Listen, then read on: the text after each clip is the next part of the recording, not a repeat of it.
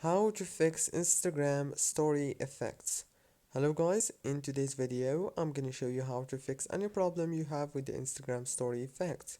So first thing you wanna do is open the settings and then go to the apps manager like this, and then you have to wait a few seconds. It will start loading all the apps that you have on your phone, and after it gets finished, now you have to do one last thing, which is scroll until you find the Instagram app. When you find it, you have to click on it. And after you click on the Instagram app, now all what you want to do is click on this force stop option and then go to the storage. Click on clear data, clear cache. Go back, click on data usage and make sure to enable all those options from the mobile data to the roaming data.